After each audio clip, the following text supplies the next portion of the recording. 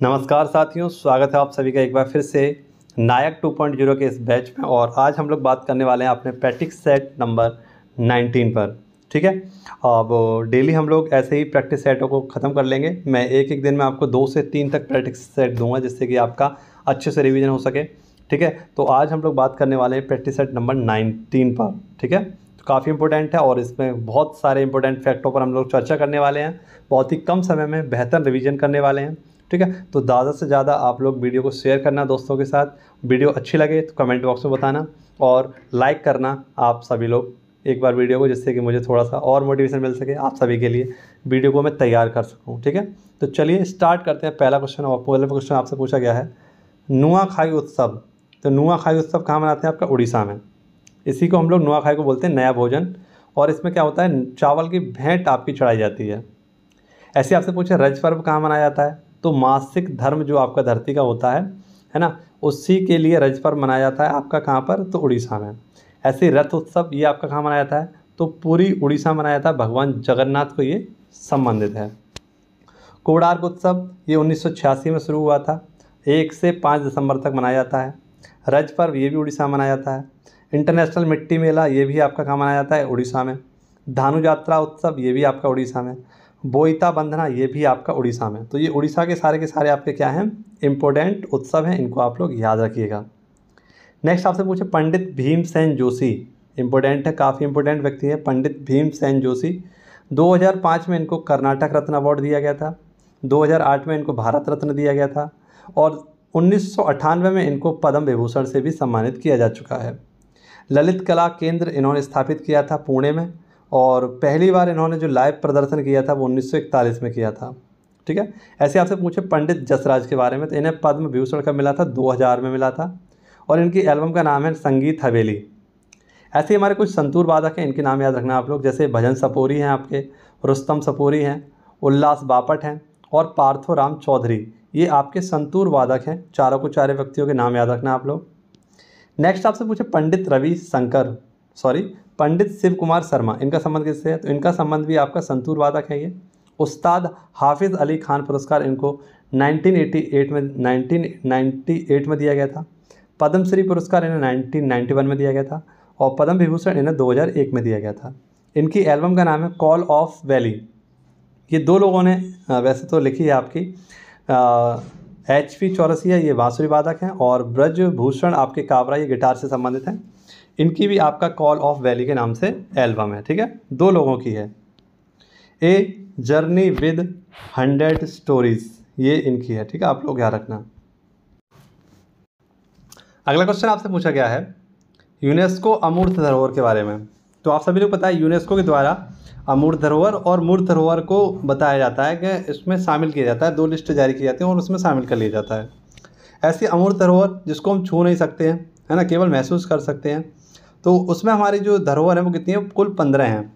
और 15वीं धरोहर हमारी कौन सी है? तो वो है गरबा नृत्य, जो कि गुजरात का है आपका।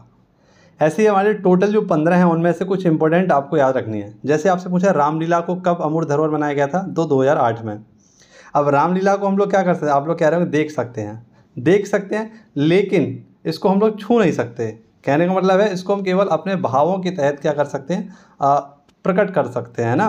रामलीला को हम लोग छू नहीं सकते, इसको क्या एक भाव ही तो है हमारा रामलीला। ऐसे वैदिक मंत्र जो है हमारे 2008 में शामिल किए गए। कुडियाट्टम जो आपका केरल में, इसको शामिल किया गया 2008 में। छऊ और कालबेलिया और मुदियट्टू ये आपके 2010 में शामिल किए गए थे। रम्माण ये उत्तराखंड का है आपका, 2009 में शामिल किया गया था। संकीर्तन मणिपुर का है, 2013 में शामिल किया गया था।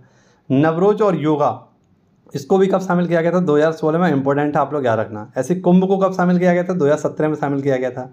और 14वीं जो हमारी अमूर्त धरोहर थी वो थी दुर्गा पूजा, है ना। अब पूजा को हम लोग छू नहीं सकते। आप लोग कह रहे हैं हम छू सकते, कर लेते हैं, आरती कर लेते, नहीं, पूजा को हम लोग छू नहीं सकते, केवल महसूस कर सकते हैं, हमारे भाव हैं ये। ठीक है, नेक्स्ट आपसे पूछे तैराकी में लेन की न्यूनतम जो आपकी चौड़ाई होती है वो कितने मीटर की होती है? तो तैराकी जब आप लोग करते हैं, है ना, आप लोगों ने देखा होगा ओलंपिक में भी, और जो आपका होता है तो जो उसकी चौड़ाई होती है, जैसे ये मान लीजिए आपकी लेन है, ये आपकी क्या है? पूरी की पूरी लेन है, और इसमें ऐसे करके आपके तैराक जो होते हैं तैराकी करते हैं, तो ये वाली जो चौड़ाई होती है पूछा गया है कितनी चौड़ाई होती है? तो 2.13 मीटर की आपकी चौड़ाई होती है। ऐसे ओलंपिक में ये कितनी होती है, तो लगभग 2.5 मीटर की होती है। लंबाई गुणा चौड़ाई अगर हम देखें तो 50 से 25 मीटर की आपकी होती है। और कुल लेन कितनी होती है इसमें, तो 10 लेन होती हैं आपकी। कितनी, 10 लेन होती हैं। ओलंपिक में ये कब शामिल हुआ था, तो 1996 में ही इसको शामिल कर लिया गया था। और इसमें स्ट्रोकों की संख्या कितनी होती है, तो 4। यानी किस प्रकार से, इसमें 4 प्रकार से आप लोग तैराकी कर सकते हैं। एक होती है आपकी बैक स्ट्रोक, एक होती है आपकी ब्रेस्ट स्ट्रोक, एक होती है आपकी फ्री स्टाइल स्ट्रोक और एक आपकी बटरफ्लाई स्ट्रोक, है ना। ये 4 आपकी स्ट्रोक्स की जाती हैं। इन चारों स्ट्रोक्स में आपको तैराक अपनी जो दूरी होती है उसको तय करना होता है। नेक्स्ट आपसे पूछे गोल्डन शार्क। ये गोल्डन शार्क ये आपका कहाँ पर होता है, तो गोल्डन शार्क सॉरी किसको बोलते हैं, तो माइकल फिलिप्स को बोलते हैं, माइकल फिलिप्स। और गोल्डन फिश भी इसको बोलते हैं। और द बाल्टिक मैन बुलेट इसको भी हम लोग बोलते हैं। इसने 28 मेडल अब तक जीत चुके हैं, जिसमें 23 गोल्ड मेडल हैं, 3 सिल्वर मेडल हैं और 2 ब्रॉन्ज मेडल हैं। ठीक है, हमारे पास टोटल भारत के पास जितने गोल्ड मेडल हैं वो अकेले एक व्यक्ति के पास हैं, माइकल फिलिप्स के पास। ठीक है, नेक्स्ट आपसे पूछेगा महिलाओं की 100 मीटर बाधा दौड़ जो होती है, आप सभी लोग जानते होंगे महिलाओं की 100 मीटर बाधा दौड़ की बीच की दूरी में क्या होता है। तो जो महिलाओं की 100 मीटर की बाधा दौड़ होती है, दौड़ में बीच की दूरी जो मीटर में होती है वो कितनी होती है आपकी, वो 8.50 मीटर की होती है। पहली बाधा कितने पर होती है, तो 13 मीटर पर होती है। और अंतिम बाधा जो होती है वो 10.5 मीटर पर होती है। पुरुषों में 400 मीटर में आपकी हर्डल की जो ऊंचाई होती है, जो आपकी बाधा की ऊंचाई होती है, वो मेलों में आपकी लगभग 91.4 सेंटीमीटर की होती है और फीमेल में आपकी 76.2 सेंटीमीटर की आपकी होती है। मैराथन दौड़ ये कितने किलोमीटर की होती है, तो लगभग 42 किलोमीटर की होती है। और 42 किलोमीटर 95 मीटर की 195 मीटर की आपकी होती है मैराथन दौड़। नेक्स्ट आपसे पूछे the my country my life, ये किसकी पुस्तक है, इंपॉर्टेंट पुस्तक है, आप लोग याद रखना। लाल कृष्ण आडवाणी जी की ये पुस्तकें हैं। माई लाइफ माई मिशन ये बाबा रामदेव की है। नेक्स्ट आपसे पूछे माई टाइम्स, ये किसकी है, माई टाइम्स, तो जेपी कृपलानी की है। और आपसे पूछे माई टाइम्स माई लाइफ, ये किसकी है, शीला दीक्षित की है। The race of my life ये मिल्खा सिंह की पुस्तक है। माई लाइफ एंड स्ट्रगल ये अब्दुल गफ्फार खान की है, Khan Abdul Ghaffar Khan. My life my rules ये सोनिया गुलानी की है। ऑन माई टर्म्स ये शरद पवार की पुस्तक है। खोया क्या पाया ये अटल बिहारी वाजपेयी की है। 2024 में इनको भारत रत्न दिया गया है, नहीं 2024 में इनको भारत रत्न कहाँ दिया गया है, ये गलत हो गया यहाँ पर थोड़ा सा। ठीक है, 2024 में नहीं दिया गया है। एडॉफ ऑफ लव ये नरेंद्र मोदी जी की पुस्तक है। ठीक है, यहाँ ये करेक्शन कर लेना, 2024 में नहीं दिया गया अटल बिहारी जी को वाजपेयी को भारत रत्न।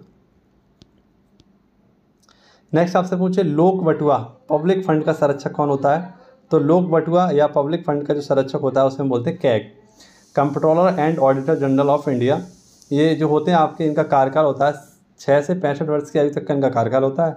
आर्टिकल 148 में इनके पद का जिक्र किया गया है और आर्टिकल 149 इनकी शक्तियों और कार्य के बारे में बताता है।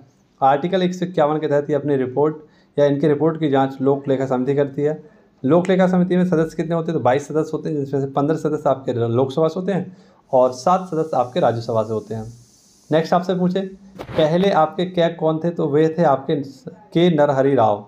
वर्तमान में कौन है, के संजय मूर्ति। 1858 के एक्ट से एडमंड एंटम थे और शपथ इनको कौन दिलाते हैं, तो वो आपके दिलाते हैं राष्ट्रपति जी के द्वारा, इनको शपथ दिलाई जाती है। ठीक है, नेक्स्ट लोक सेवा आयोग। लोक सेवा आयोग के बारे में हमसे पूछे तो ये भाग कौन से है, भारतीय संविधान के 14 में है।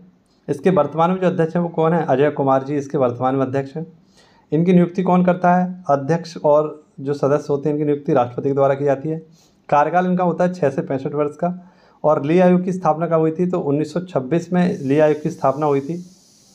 1950 में ये क्या बन गया, तो यूपीएससी बन गया। इसके पहले अध्यक्ष बने आपके रॉस वर्कर और पहली महिला जो अध्यक्ष थी आपकी कौन थी, रोज मिलियन इसकी पहली अध्यक्ष। नेक्स्ट आपसे पूछे राज्य लोक सेवा आयोग। राज्य लोक सेवा आयोग के अध्यक्ष या इसको हम लोग क्या बोलते हैं, SPSC। ये कौन से आर्टिकल में, आर्टिकल 315 में है। नियुक्ति आर्टिकल 316 के तहत होती है। यूपीएससी और SPSC कार्य ये किस में है आपके, तो आर्टिकल 320 में है। प्रशासनिक अधिकरण आर्टिकल कौन से में है आपका, तो 323A इसमें है। ठीक है, और संविधान संशोधन कौन सा हुआ था इसके लिए, तो 42वां संविधान संशोधन हुआ था 1976 में। नेक्स्ट हमारा कुछ इंपॉर्टेंट समाचार पत्र हैं और उनके लेखक हैं। जैसे आपसे पूछे लीडर के लेखक कौन थे, मदन मोहन मालवीय जी। बॉम्बे क्रॉनिकल इसके कौन थे? फिरोज शाह मेहता। इंडिपेंडेंस इसके कौन थे? मोतीलाल नेहरू। जस्टिस इसके कौन थे? टी.एम. नायर। सुधारक इसके कौन थे? Gopal Krishna Gokhale. Voice of India इसके कौन थे? तो वॉइस ऑफ इंडिया इसके लेखक थे आपके दादा भाई नौरोजी। ठीक है। नेक्स्ट आपसे पूछे वंदे मातरम, तो इसके कौन के? बंकिम चंद्र चटर्जी। तहजीब उल उखलाम सैयद अहमद खान। अल हिलाल और अल Bilal Abdul Kalam Azad. The national Herald इसके कौन थे? तो जवाहरलाल नेहरू। नवजीवन आपसे पूछे किसके है? तो ये भी नवजीवन एक तो आपकी किसकी है? नवजीवन एक तो आपकी महात्मा गांधी की है, और ये हिंदी वाली अगर आपसे पूछे तो किसकी है? तो जवाहरलाल नेहरू की है। ऐसी कौमी आवाज़ ये उर्दू में है आपकी, और ये भी किसकी? जवाहरलाल नेहरू जी की है। ठीक है। नेक्स्ट आपसे पूछेगा गदर पार्टी की स्थापना कब हुई थी? तो गदर पार्टी की स्थापना 1913 में हुई थी, लाला हरदयाल, है ना, सैन फ्रांसिस्को में इसकी स्थापना हुई थी। चिटगांव शस्त्रागार छापा, तो इसकी स्थापना चिटगांव शस्त्रागार छापा ये कब हुआ था आपको? 1930 में मास्टर दा सूरसेन के द्वारा किया गया था। वर्लिन इंडियन इंडिपेंडेंस कमेटी की स्थापना कब हुई थी? 1916 में। केंद्रीय असेंबली बम कांड कब हुआ था? तो 8 अप्रैल 1929 को हुआ था, भगत सिंह और बटुकेश्वर दत्त के द्वारा। इसका विरोध, ये किसका विरोध कर रहे थे? तो पब्लिक सेफ्टी बिल और ट्रेड डिस्ट्रीब्यूट जो बिल था आपका, इसका विरोध कर रहे थे। और उसी समय इन्होंने क्या कर दिया? असेंबली बम पर केंद्रीय असेंबली पर बम फेंक दिया था। भगत सिंह स्मारक ये आपका कहाँ पर है? तो फिरोजपुर आपका सतलज नदी के किनारे स्थित है। और जन्म इनका हुआ था 28 सितंबर 1907 को, और इनकी मृत्यु हुई थी या शहीद ये हुए थे आपके कब? तो 23 मार्च 1931 को। नौजवान सभा की स्थापना इन्होंने 1926 में की थी। और सैंडर्स की हत्या कब की गई थी? तो 1828 में सैंडर्स की हत्या इन्होंने की थी। नेक्स्ट, तीनों राज्यों ने भारत में शामिल होने में विलम्ब किया। तो कौन कौन से ऐसे 3 राज्य थे जिन्होंने भारत में शामिल होने में विलम्ब किया था? तो एक तो जूनागढ़ आपका था, 9 नवंबर 1948 को जनमत संग्रह हुआ और ये भारत में शामिल हो गया। हैदराबाद ये आपका 24 नवंबर 1948 को, यहाँ पर हमने ऑपरेशन पोलो चलाया और इसके तहत ये भारत में विलय हो गया। जम्मू कश्मीर इन्होंने विलय पत्र पर साइन कर दी और ये भारत में विलय हो गए। महाराजा हरि सिंह उस समय यहाँ के क्या थे? शासक थे। नेक्स्ट आपसे मुझे भूपर्पटी पर द्रव्यमान प्रतिशत के रूप में सर्वाधिक मात्रा में क्या है? तो आप सब लोग जानते हैं ऑक्सीजन, सबसे ज़्यादा ऑक्सीजन, उसके बाद आपका सल्फर, उसके बाद एल्युमिनियम, उसके बाद आपका है कौन सा? तो आपका ये 40%, आपका 27, 8% ये आपका इस प्रकार से है। वायुमंडल में आपसे पूछे तो ये नाइट्रोजन आपका 78%, ऑक्सीजन आपका 20% और आर्गन आपका 0.93% और कार्बन डाइऑक्साइड आपका 0.03% आपका होता है। ठीक है। नेक्स्ट आपसे पूछेगा माउंट एकांकगुआ। तो माउंट एकांकगुआ ये आपका अर्जेंटीना में। ठीक है। माउंट पिकोडी ओरिजावा ये आपका मैक्सिको में। माउंट विंसन मैसिफ अंटार्कटिका में है। माउंट लोगन आपका ये यूकॉन कनाडा में है। माउंट किलिमंजारो आपका तंजानिया में है। एटलस ये आपका मोरक्को में है। एल्ब्रुज आपका ईरान में है। और मैकिनली आपका उत्तरी अमेरिका कनाडा में है। तो ये हमारे कुछ इम्पोर्टेंट आपके पर्वत थे। ऐसे आपसे पूछे कुछ इंपॉर्टेंट पठार के बारे में, जैसे आपसे पूछे किम्बरले का पठार कहाँ पर है? तो किम्बरले का पठार आपका है ये आपका ऑस्ट्रेलिया में। कोलंबिया का पठार आपका यूएसए में है। ओजार्क का पठार आपका यूएसए है। पैटागोनिया का पठार आपका अर्जेंटीना में है। अनाटोलिया का पठार आपका तुर्की में है। तिब्बत का पठार, पामीर का पठार जो 45 मीटर की ऊंचाई पर आपका तिब्बत में स्थित है। अबिसिनिया का पठार ये आपका इथोपिया में है। जाडो का पठार ये आपका नाइजीरिया में है। लॉरिसिया का पठार आपका कनाडा में है। ऐसे हमारे कुछ मरुस्थल हैं और कुछ देश में ये कहाँ कहाँ स्थित हैं इनके बारे में जान लेते हैं। जैसे सोरेनसन मरुस्थल आपका यूएसए में है। टकला मकान आपका चीन में है। सहारा आपका अफ्रीका में है। काराकुम आपका तुर्कमेनिस्तान में है। गिब्सन आपका ऑस्ट्रेलिया में है। सैंडी ऑस्ट्रेलिया में है। विक्टोरिया आपका ऑस्ट्रेलिया में है। गोबी का मरुस्थल आपका मंगोलिया और चीन में है। नेक्स्ट आपसे पूछे अटाकामा चिली और पेरू में है। कालाहारी आपका बोत्सवाना में है। दत्सेलुत आपका ईरान में है। ठीक है। नेक्स्ट आपसे पूछे माल्थियन सिद्धांत, जनसंख्या ज्यामितीय प्रगति को बढ़ती है। नेक्स्ट आपसे पूछे बॉम्बे योजना। बॉम्बे योजना भारत के आर्थिक विकास की योजना है और 8 उद्योगपतियों द्वारा इसको लाया गया था बॉम्बे योजना को। 9 जनवरी 1944 को ये फर्स्ट टाइम आपका आया था और सेकंड भाग इसका आया था 1945 में आया था। ठीक है। अच्छा, ये 8 व्यक्ति कौन कौन से थे? तो JRD टाटा थे, घनश्याम दास बिरला थे, सर आरदेशीय दलाल थे, जॉन मथाई थे, लाला श्री राम थे, कस्तूरी भाई लाला भाई थे, पुरुषोत्तम दास ठाकुरदास थे और आपके AD श्राफ थे। ठीक है। तो ये 8 व्यक्तियों ने बॉम्बे योजना आपकी लाई थी। नेक्स्ट आपसे पूछेगा NCUI की फुल फॉर्म क्या है? तो भारतीय राष्ट्रीय सहकारी संघ, स्थापना 1929 में हुई थी, नई दिल्ली में इसका हेडक्वार्टर है। NFCF ये national federation of corporation sugar factories limited, इसकी स्थापना 1960 में हुई थी। ट्राइफेड इसको हम आप लोग जानते होंगे। Tribunal cooperation marketing federation of India, इसकी स्थापना 1984 में हुई थी। 1987 में इसका 1984 में इसका एक्ट आया था, 1987 में इसकी स्थापना हुई थी। ऐसी नाफेड आपसे पूछे, national agriculture cooperation marketing federation of India limited, इसकी स्थापना 2 अक्टूबर 1958 को हुई थी। और आप सभी लोग याद रखना, नाफेड ये किससे संबंधित, तो एग्रीकल्चर से संबंधित है, मार्केटिंग से संबंधित है, ठीक है। नेक्स्ट आपसे पूछे पीएम अन्नदाता आय संरक्षण अधिनियम, ये अभियान कब आया था, तो पीएम आशा इसको हम लोग बोलते हैं। पीएम अन्नदाता आय संरक्षण अभियान 2018 में आया था। पीएम गरीब कल्याण अन्न योजना ये आपकी 26 नवंबर 2020 को आया था, ठीक है। नेक्स्ट आपसे पूछेगा जल वाष्पीकरण, तो जल वाष्पीकरण आपका समस्त तापमानों पर हो जाता है, ठीक है। जल का वाष्पीकरण समस्त तापमानों पर होता है। लिटमस के अम्ल का क्षार का सूचक कौन होता है, तो लाइकेन होता है। श्वसन की प्रक्रिया पूछेगा आपसे, श्वसन की प्रक्रिया के दौरान ग्लूकोज के अणु के साथ ऑक्सीजन के कितने अणु जुड़ते हैं, तो 6 अणु जुड़ते हैं। आप सभी को पता है C6H12O6 प्लस CO2 6O2, जब आपके इससे क्रिया होती है तो CO2 प्लस 6H2O प्लस ऊर्जा ये आपकी निकलती है, और इसमें लगभग आपके 36 से और प्लस 2 ATP की ऊर्जा आपसे निकलती है, ठीक है। नेक्स्ट आपसे पूछे ग्लाइकोलाइसिस, ये कोशिका द्रव्य होता है, और इसमें आपका पाइसेविक जो आपका अम्ल है वो बनता है। ऐसे आपसे केप्स चक्र पूछे तो ये O2 होता है, और इसमें आपकी अनुपस्थिति होती है किसकी, कोशिका द्रव्य की। युवावस्था में आवाज़ में परिवर्तन होता है, तो ये श्वसन तंत्र के कारण, यानी जो हमारा लेनेक्स होता है इसके कारण युवावस्था में आवाज़ में परिवर्तन होता है। नेक्स्ट आपसे पूछेगा श्वसन तंत्र का कौन सा भाग वायु मार्ग को नष्ट होने से रोकता है, तो उपास्थि के छल्ले जो होते हैं वो श्वसन तंत्र का एक भाग होता है जो वायु मार्ग को नष्ट करने से रोकता है। अगला क्वेश्चन काफ़ी इंपॉर्टेंट क्वेश्चन है आप सभी के लिए, वर्ल्ड हैप्पीनेस रिपोर्ट 2025, तो ये भारत इसमें कौन से स्थान पर है, 118वें स्थान पर है। तो ये वर्ल्ड हैप्पीनेस रिपोर्ट 2025 में भारत की रैंक कितनी, 118 है 147 देशों में। टॉपर कौन है आपका, तो फिनलैंड है। और हैप्पीनेस डे का आपका कब मनाते हैं, खुशहाली दिवस, तो ये आपका 20 मार्च को मनाते हैं। जारीकर्ता कौन होता है इसका, तो UNSDN आपका जारी करता है इसको, UNSDSN, ठीक है, इसको जारी करता है। ग्लोबल फायर पावर इंडेक्स में भारत की रैंक क्या 4th है। जलवायु परिवर्तन सूचकांक भारत की रैंक 10 है। ऐसे आपसे पूछेगा बेस्ट ऑस्कर अवार्ड जो है आपके, इसमें बेस्ट फिल्म का अवार्ड किसे दिया गया, तो ओनोरा को दिया गया था। बेस्ट एक्ट्रेस का अवार्ड माइकी मेडिसन, और बेस्ट एक्ट्रेस का अवार्ड दिया गया था एड्रियन ब्रॉडी को दिया गया था। बेस्ट डायरेक्टर थे आपके शॉन बेकर, ठीक है। अगला क्वेश्चन आपसे पूछे बेंगलुरु सिटी, 30 क्वेश्चन है, बेंगलुरु सिटी यूनिवर्सिटी का नाम क्या है, तो डॉक्टर मनमोहन सिंह के नाम पर इनका नाम रखा गया है, ठीक है। आज के हमारे क्वेश्चन देख लीजिए कौन कौन से हैं। 5 जो रिवीजन क्वेश्चन थे वो कौन कौन से थे, तो पूछा गया था किराना घराना के संस्थापक कौन थे, तो वो थे आपके अब्दुल करीम खान, ठीक है। नेक्स्ट वॉइस ऑफ वॉइसलेस, ये दलाई लामा की पुस्तक है। द फर्स्ट फैक्ट्री एक्ट कब आया था, तो आपका फर्स्ट फैक्ट्री एक्ट किसके गवर्नर, तो रेपन के शासनकाल में 1881 में आया था। नेक्स्ट EVM का पहली बार केरल में उपयोग किया गया था 1982 में। रक्त का pH वैल्यू कितना होता है, 7.4 होता है। आज का हमारा घर का क्वेश्चन है जिसका आंसर आपको कमेंट बॉक्स में देना होगा। पूछा गया है आपसे कि डॉक्टर मनमोहन सिंह ने विदेश व्यापार मंत्रालय में आर्थिक सलाहकार कब बने थे, ये इसका आंसर आपको कमेंट बॉक्स में देना है। आज की क्लास कैसी लगी आपको ये भी कमेंट बॉक्स में बताना है।